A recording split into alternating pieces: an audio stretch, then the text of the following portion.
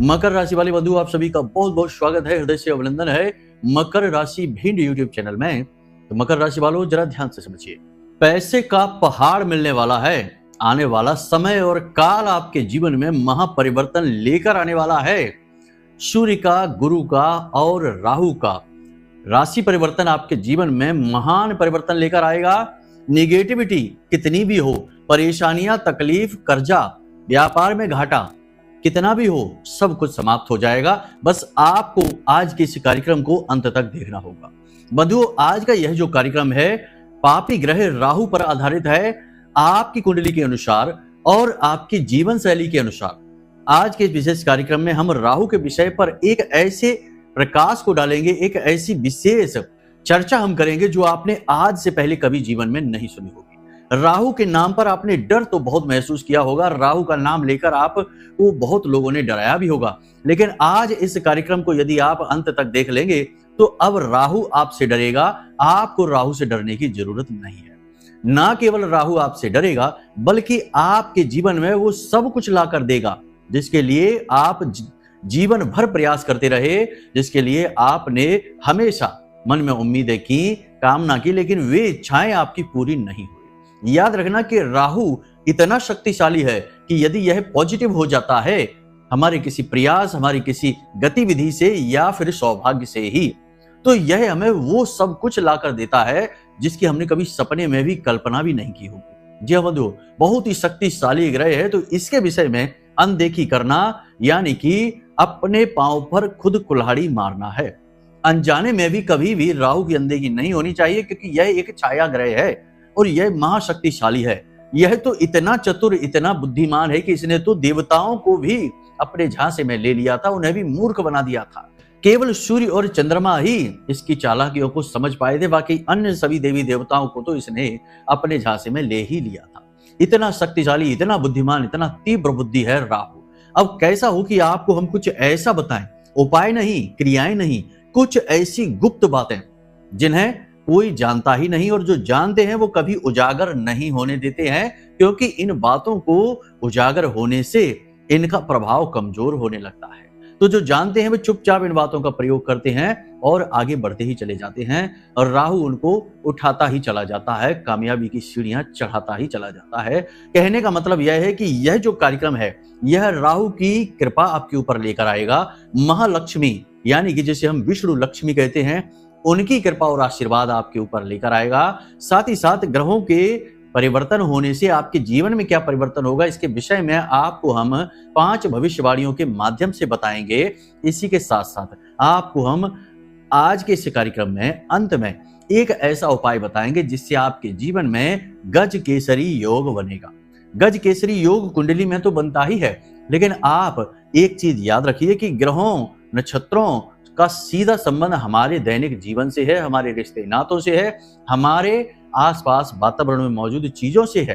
तो इन चीजों के और अपने आसपास के वातावरण के माध्यम से भी हम ग्रहों की अनुकूलता को जीवन में ला सकते हैं। तो ऐसे ही हम आपको एक ऐसा विचित्र, महाशक्तिशाली और बेहद गुप्त उपाय देने जा रहे हैं जो आपके जीवन में गज केसरी योग का निर्माण कर देगा, जिससे कि महालक्ष्मी आपके जीवन में खिंची चली आएंगे। धन की कमी तो कभी रहेगी ही नहीं। इसीलिए हमने इस कार्यक्रम का नाम रखा है कि पैसे का पहाड़ मिलेगा। पैसे का पहाड़ से यहाँ पर मतलब यही है कि आपकी उम्मीदें पूरी हो जाएंगी, पैसे की बाधाएं समाप्त होंगी, जीवन से नकारात्मकताएं दूर हो जाएंगी और आपका जीवन खुशियों से जगमगाने लगेगा, भर जाएगा। तो उम्मीद करते हैं बंधुओं कि आप इस कार्यक्रम को अंत तक अवश्य देखेंगे, क्योंकि इस कार्यक्रम को मिस कर देना बिल्कुल वैसा ही है जैसे कि कालिदास उसी डाल पर बैठकर उसी डाल को काट रहे थे। तो ऐसा कार्य आपको नहीं करना है। कालिदास नहीं बनना है, महाकवि कालिदास बनना है, प्रकांड विद्वान बनना है। और कालिदास भी प्रकांड विद्वान बने थे देवी की कृपा और आशीर्वाद से, और आज महामाई की कृपा और आशीर्वाद से आप ऐसे प्रकांड विद्वान बनने जा रहे हैं जो आप समझ जाएंगे खुद ही कि कैसे राहु को पॉजिटिव करेंगे, कैसे लक्ष्मी को आकर्षित करेंगे, और कैसे जो माया है हमारे दिमाग पर प्रभाव डालती है राहु की वजह से और हमें नकारात्मक चीजों की ओर लेकर जाती है, गलत चीजों में ही अच्छी चीजों के होने का आभास करा देती है, गलत लोगों की संगत में जाने के लिए प्रेरित करती है क्योंकि वे अच्छे लगने लगते हैं। तो इस माया को कैसे तोड़ेंगे, जिससे कि आपके जीवन में शुभता का आशीर्वाद हो। तो माई की कृपा ने आपके जीवन में यह विशेष कार्यक्रम भेजा है, इसे अंत तक देखेंगे तो आपका उद्धार निश्चित है। तो चलिए बंधुओं, महामाई को याद करते हुए, जयकारा लगाते हुए कमेंट बॉक्स में लिख डालिए, जय मां भद्रकाली कृपा करो। महामाई निश्चित तौर पर आपके ऊपर कृपा करेंगी, हमें पूर्ण विश्वास है। इसी के साथ साथ यदि बंधुओं आपके मन में माई के लिए भाव गहरा है तो कमेंट बॉक्स में यह भी लिख देना कि मैं भी माई के परिवार का हिस्सा हूं।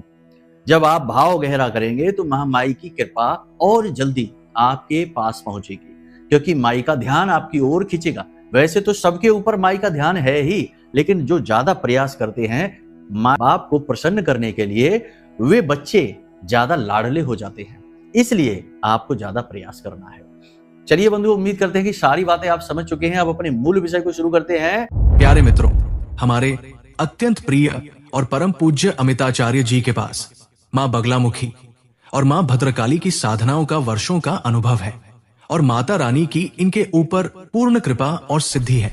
आचार्य जी ने अपने सटीक कुंडली विश्लेषण और श्रेष्ठतम उपायों के माध्यम से हजारों लोगों के जीवन को खुशियों से भरा है। आचार्य जी का कुंडली विश्लेषण और उपाय करवाने का तरीका इतना अद्भुत है कि जीवन के हर एक दुख और कष्ट का कारण जड़ से ही समाप्त हो जाता है।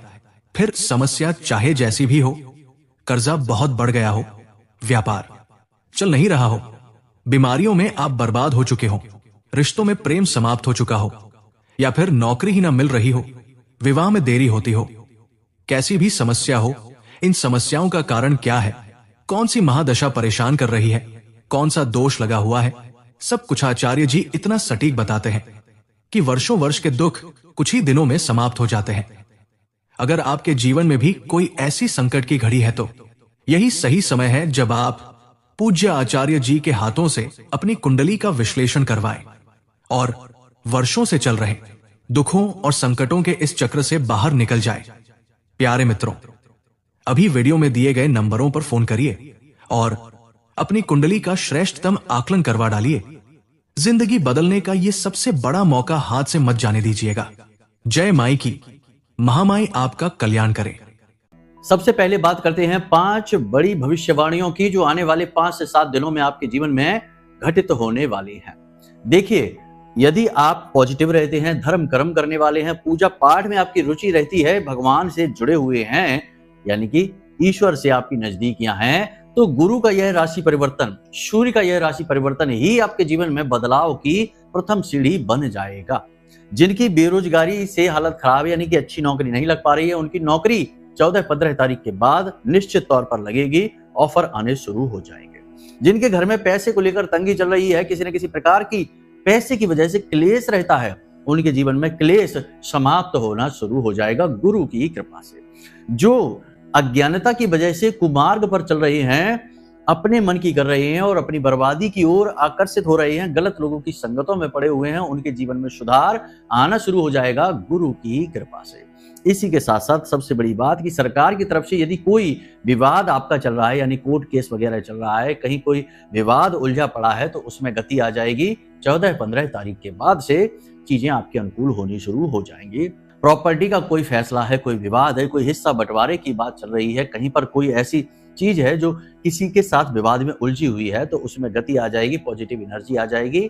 और सबसे बड़ी बात कि स्वास्थ्य में यदि आपको किसी प्रकार की नकारात्मकता है, कोई एलर्जी है, किसी प्रकार का दर्द रहता है, तो उसमें आपको राहत मिलनी शुरू हो जाएगी सूर्य देवता की तरफ से।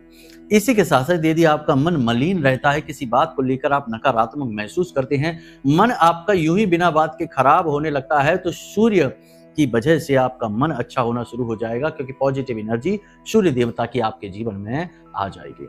बहुत अच्छी अच्छी घटनाएं आपके जीवन में होने लगेंगी। लेकिन याद रखना कि कुछ बातों का आपको विशेष ध्यान रखना होगा कि आपको किसी के साथ एकांत में किसी पार्टी वगैरह के नाम से या किसी भी विषय, किसी भी वस्तु के नाम से नहीं जाना है। कहने का मतलब यह है कि चोट और घात होने का पूरा यहाँ पर अवसर मौका बन रहा है, क्योंकि पिशाच योग अभी भी बना हुआ है। वाहन आदि आपको संभल कर चलाने हैं, दुर्घटना के आसार बन रहे हैं, क्योंकि बात वही है कि योग खराब बने हुए हैं, शनि और राहु की स्थिति नकारात्मक है। पैसे का लेन देन अभी आपको नहीं करना है, किसी को एडवांस देना है, किसी ने कुछ मांगी, मदद मांगी तो मदद के लिए पैसे, या फिर किसी ने कर्जा वगैरह लेने के लिए बोला, तो अभी आप रोक दो। 18-19 मई के बाद आप लेन देन करना, पैसे के किसी भी प्रकार के बड़े लेन देन को अभी आप रोक कर रखिए। इसी के साथ साथ किसी प्रकार की कोई बड़ी डील, व्यापार से जुड़ी डील या फिर प्रॉपर्टी वगैरह की खरीद फरोख्त तो आपको अभी नहीं करनी है 18-19 मई से पहले। देखिए, अब जीवन में पॉजिटिव एनर्जी आनी शुरू होगी 14-15 तारीख के बाद से, लेकिन इसका मतलब यह नहीं है कि सिर्फ पॉजिटिव एनर्जी ही आएगी। हमेशा जीवन में तालमेल बना रहता है नेगेटिविटी और पॉजिटिविटी का। सिक्के का एक पहलू है तो दूसरा पहलू भी रहता है, दिन है तो रात भी रहती है। तो होशियार इंसान वह होता है जो नेगेटिविटी को भी जानता है और सतर्क रहता है, यानी कि हर एक अवसर को जांच परख कर ही जीवन में लाना है। किसी पर अंधविश्वास नहीं करना है, सेहत से खिलवाड़ नहीं करना है और मशीनरी, भारी वाहन आदि से थोड़ी सी दूरी बनाकर रखनी है। तो ये तो जरूरी सावधानियां हो गई। कोई महंगी चीज, मोबाइल वगैरह है, उसे संभाल कर रखें। अभी खोने के, टूटने के, खराब होने के अवसर है। इलेक्ट्रॉनिक सामान वगैरह, कोई कीमती सामान वगैरह खो सकता है, खराब हो सकता है, टूट सकता है, तो इसके भी अवसर बन रहे हैं, तो सावधान रहना है। ठीक है, अब यहाँ तक आपने समझ लिया, ये भविष्यवाणियां हो गई हैं। इनमें 70 से 80% भविष्यवाणियां तो आपके जीवन में जरूर मैच करेंगी ही। जो नहीं मैच करेंगी, समझ लेना वो किसी अन्य भाई बंधु के लिए है, क्योंकि एक ही राशि के बहुत सारे लोग होते हैं, तो सब पर एक ही भविष्यवाणी फिट हो जाए ऐसा तो संभव नहीं। कि लोगों की जो भविष्यवाणी है ये तो चंद्र राशि पर आधारित है और जनरल प्रेडिक्शन है, सामान्य तौर पर है। यदि आपको विशेष तौर पर अपने बारे में जानना है कि आपके जीवन में क्या चल रहा है, आपके ग्रह नक्षत्र क्या कह रहे हैं, कब आपका शुभ समय आएगा, कब अशुभ समय आएगा, या किसी अन्य विशेष विषय के बारे में जानना चाहते हैं, तो आप अपनी कुंडली दिखवाएं। आपकी कुंडली में ज्यादा बेहतर तरीके से चीजें हम आपको बता पाएंगे और जो व्याधियां, समस्या, परेशानियां हैं, उनके समाधान और सटीक उपाय आपको दे पाएंगे, जिनसे आपके जीवन में परेशानियों का अंत होगा। तो यहां तक आपने सारी बात समझ ली। अब आपको बताते हैं राहु के विषय में कुछ ऐसी बातें जो कोई जानता नहीं, और जानते भी हैं तो वो किसी को बताते नहीं। देखो, ध्यान से समझिए कि राहु से सब डरते हैं। राहु का नाम आ जाए, कोई कहता है कि राहु का काल चल रहा है, दिन में राहु का काल होता है। हम ही कहते हैं कि एक समय 1.5 घंटे का दिन में राहु काल का समय होता है। कोई भी जरूरी काम ऐसे में ना करें, नया काम ना करें। इसी प्रकार किसी की कुंडली में राहु की महादशा चल रही है, किसी के अच्छे भाव में राहु बैठे हुए, जैसे भाग्य स्थान में राहु बैठ गए, सप्तम में राहु बैठ गए, तो ये थोड़ी नेगेटिव, जैसे कि दशम में राहु बैठ गए, लग्न में ही राहु बैठ गए, तो ये स्थितियां थोड़ी नकारात्मक सी बनाते हैं। याद रखना कि राहु एक छाया है और छाया प्रकाश का विपरीत होता है। ठीक है, अब बारीक बातें हैं, ध्यान से समझिए। प्रकाश ज्ञान का होता है और अंधकार अज्ञानता का होता है। तो जो लोग अज्ञानी होते हैं, जो लोग बुद्धिमानी से काम नहीं लेते हैं, जो लोग जानबूझकर ज्ञान का उपयोग नहीं करते हैं, कुतर्की होते हैं, शक्की और बहमी होते हैं, ऐसे लोगों का बंटाढार कर देता है राहु, यानी कि इन्हें बर्बाद कर देता है। और जो लोग ज्ञानवान होते हैं, धार्मिक प्रवृत्ति के होते हैं, जो लोग हमेशा दूसरों के हित के लिए कार्य करते हैं, यानी कि किसी को सलाह देंगे तो अच्छी ही सलाह देंगे, जलन द्वेष का भाव नहीं रखेंगे, किसी के आगे बढ़ने में उन्हें परेशानी नहीं होगी, चिंता नहीं होगी और जलन नहीं होगी, तो ऐसे लोगों को राहु से डरने की जरूरत नहीं है। अब ध्यान से सुनिए कि यदि राहु को आपको पॉजिटिव करना है अपने लिए, और राहु के लिए आप चाहते हैं कि जिंदगी में कभी राहु आपको नुकसान न पहुंचाए, कोई भी गलत अनिष्ट अनर्थ आपके जीवन में ना हो, चाहे राहु की महादशा आपके ऊपर चल रही हो या अंतरदशा चल रही हो, या फिर राहु किसी गलत भाव में बैठे हो, तब भी राहु आपके लिए पॉजिटिव रहे। तो इसके लिए 3-4 बातें जानना आपके लिए बेहद आवश्यक है। सबसे पहली यह चीज कि राहु की देवी जो है ना, आराध्य देवी है, वो सरस्वती है। ठीक है, तो सरस्वती माता से प्रेम जो करेगा वह राहु का प्रिय रहेगा, यानी राहु उसका कुछ भी बिगाड़ेगा नहीं, क्योंकि जिसकी पूजा राहु करता है उसी की पूजा यदि आप करेंगे तो भला आपका नुकसान राहु कैसे कर सकता है। उसकी आराध्य देवी की आप पूजा कर रहे हैं, तो पहली चीज ये हो गई।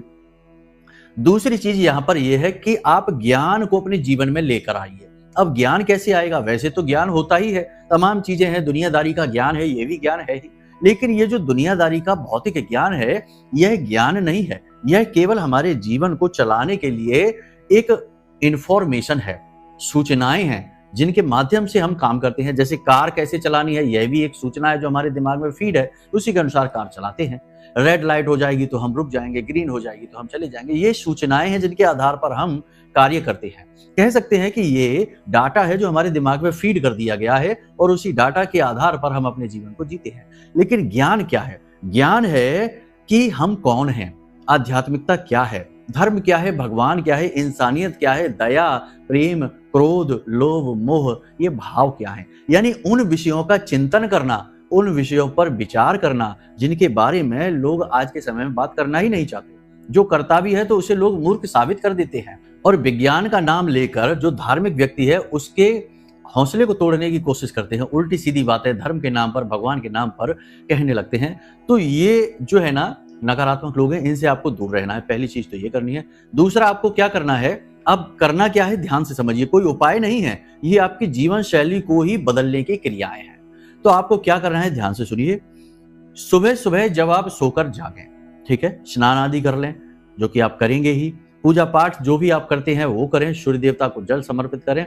उसके बाद कम से कम 11 बार, जी हाँ, कम से कम 11 बार एक श्लोक है जो माता सरस्वती को समर्पित है, इस श्लोक का वाचन करें। अब देखिए, जब हम श्लोक का वाचन करते हैं तो श्लोक संस्कृत में होते हैं और संस्कृत को देववाणी कहा गया है। याद रखना कि संस्कृत में जो शब्द हैं वे शब्द और साउंड यानी कि ध्वनि का मेल होते हैं, इसलिए इनमें उच्चारण इस प्रकार के होते हैं जैसे कि कोई ध्वनि निकल रही है। तो जब आप श्लोक का वाचन करेंगे और माता सरस्वती का वाचन करेंगे श्लोक का, तो राहु आपसे प्रेम करने लगेगा। आपको उससे डरने की जरूरत नहीं है, फिर वह आपका अहित करने से डरेगा। पहली चीज तो ये हो गई। दूसरा कि आपने श्लोक का वाचन किया है और जो श्लोकों का वाचन करते हैं उनके ऊपर दैवीय कृपा होती है, ज्ञान उनके जीवन में अवतरित होता है, उन्हें स्वयं के होने का आभास होता है, धर्म की खोज के विचार उनके मन में उठते हैं, बड़ों के लिए सम्मान, दया, ये सारे गुण उनके अंदर धीरे धीरे अपने आप पनपने लगते हैं। और शराब, मांसाहार और ये जुआ और तंबाकू वगैरह ना जाने क्या क्या व्यसन हैं, इन सबसे अपने आप लोग दूरियां बनाने शुरू कर देते हैं, क्योंकि उनकी चेतना जागृत होने लगती है। विषय वस्तुओं से उनका ध्यान धीरे धीरे फिर हटने लगता है। मतलब बहुत लंबी चौड़ी प्रक्रिया की शुरुआत हो जाती है केवल कुछ श्लोक का कुछ समय के लिए उच्चारण करने से। तो कौन सा श्लोक रहेगा ध्यान से सुनिए। आपके मोबाइल की स्क्रीन पर भी यह श्लोक दिखाई देगा, तो आप चिंता न करिए। तो श्लोक क्या है जरा ध्यान से सुनिए। या कुंदेन्दु तुषारहार धवला, या शुभ्र वस्त्रावृता, या वीणा वरदंड मंडित करा, या श्वेत पद्मासना, या ब्रह्माच्युत शंकर प्रभृतिभिर देवैः सदा वंदिता, सा मां पातु सरस्वती भगवती निःशेष जाड्यापहा।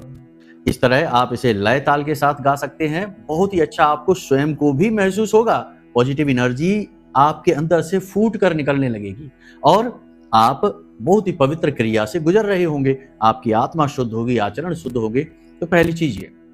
दूसरा कार्य आपको क्या करना है कि आपको कोई एक धार्मिक किताब उठा लेनी है और उस किताब में से कोई एक श्लोक दिन में एक बार पढ़िए, ठीक है। बेहतर तो यह होगा कि 18 तारीख को जब राहु का राशि परिवर्तन होगा उस समय आप कोई भी एक धार्मिक किताब खरीद कर बाजार से अपने घर लेकर आए 18 मई को, ठीक है। चाहे हनुमान चालीसा की किताब ही क्यों ना हो, आपके घर में कोई हनुमान चालीसा की पुरानी किताब रखी है तो रखी रहने दें, तब भी एक हनुमान चालीसा की किताब और खरीद लाएं, कोई बुराई तो है नहीं उसमें। तो उस हनुमान चालीसा की किताब को लेकर आइए और उसमें से कोई भी एक चौपाई है उसे पढ़ना शुरू कर दीजिए। पूरा चालीसा ही पढ़िए, रोज पढ़िए, बहुत ही अच्छी बात होगी। जहां धार्मिकता का आगमन होगा, किताबों का आगमन होगा, वहां राहु कभी नकारात्मक हो ही नहीं सकता, क्योंकि धार्मिक किताबें मतलब कि गुरु और माता सरस्वती। तो जब देव गुरु बृहस्पति और माता सरस्वती का प्रकाश आपके जीवन में फैलना प्रारंभ होगा तो छाया कहां से बचेगी? छाया तो चली ही जाएगी। इसी के साथ साथ आपके घर में जो नैऋत्य कोण होता है, जैसे कि आपके घर की पश्चिम दिशा और दक्षिण दिशा के ठीक बीचों बीच जो कोना बनता है वह माता लक्ष्मी का कोना भी है और उसी कोने में राहु का भी वास माना जाता है। तो नैऋत्य कोण में कभी भी अंधकार नहीं होना चाहिए। पूरे दिन यानी कि 24 घंटे, दिन हो चाहे रात हो, वहां एक बल्ब हमेशा जलते रहना चाहिए, क्योंकि वहां अंधकार मतलब वहां राहु का वास, तो वहां अंधकार नहीं होना चाहिए। और देवताओं को भी प्रकाश अति प्रिय है, ना कि अंधकार। माता लक्ष्मी भी वहां पर रहेंगी और राहु आपका पॉजिटिव हो जाएगा, नकारात्मकता राहु की समाप्त हो जाएगी। तो आपने 2-3 बातें यहां पर जानी। पहली बात कि कोई एक धार्मिक किताब, चाहे गीता जी लेकर आइए, चाहे हनुमान चालीसा ही ले आइए, लेकिन 18 मई को आप लेकर आइए, ठीक है। पहली चीज तो ये हो गई। दूसरी चीज कि आपको माता सरस्वती के श्लोक का वाचन करना है, ठीक है, कम से कम 11 बार सुबह सुबह। तीसरा आपको यह है कि नैऋत्य कोण जो राहु का स्थान है, वहां पर आपको प्रकाश करना है, अंधकार नहीं होने देना है, ठीक है। इतनी क्रियाएं आप करिए, आपको बहुत लाभ प्राप्त होंगे। गज केसरी योग कैसे जीवन में बनता है, इसके बारे में हम ज्ञान आपको अगले कार्यक्रम देंगे। यह कार्यक्रम बहुत लंबा हो चुका है। अगले कार्यक्रम में भी हम आपको कुछ ऐसी बातें बताएंगे, रहस्यमय ज्ञान देंगे जो शायद आपने कभी सुना नहीं होगा। पहले फिलहाल इन बातों को अपने जीवन में आप उतारिए, और जो भविष्यवाणियां हमने की हैं, जो आपकी राशि के अनुसार आपको बताई हैं चीजें, उनके बारे में थोड़ा सा सावधान और सतर्क रहना। इसी में आपको ना केवल लाभ प्राप्त होंगे बल्कि सफलता के मार्ग भी मिलेंगे। महामाई आपके ऊपर कृपा बनाए रखे हैं। हमेशा याद रखना कि आप चाहे जीवन में कहीं भी हो, किसी भी स्थिति में क्यों ना हो, कुछ गुण अपने जीवन में, अपने लाइफ स्टाइल में अवश्य लेकर आइए कि हमेशा हंसिए, मुस्कुराइए, ऊपर वाले को धन्यवाद दीजिए। जो नहीं है उसे छोड़िए, जो है उसके लिए, और भगवान में अपनी आस्था और विश्वास बनाकर रखिए। महामाई पर अपनी आस्था और विश्वास बनाकर रखिए, क्योंकि आपका उद्धार महामाई ही करेंगी। तो प्रेम से बोलिए जय माई की। महामाई आपका कल्याण करें। धन्यवाद। हमारे प्रिय और परम पूज्य आचार्य जी ने अपनी साधनाओं के अनुभवों पर आधारित शक्तिशाली उपाय और क्रियाओं के माध्यम से हजारों लोगों के जीवन को पूरी तरह से बदला है। आचार्य जी के द्वारा बताया गया हर एक उपाय इतना सटीक और कारगर होता है कि जो भी इसे पूरे भाव के साथ कर लेता है, उसे साक्षात महामाई की कृपा और आशीर्वाद प्राप्त हो जाती है। इसलिए निसंकोच इन उपायों को पूरे भाव के साथ करिए, आपका कल्याण होगा। जय माई की।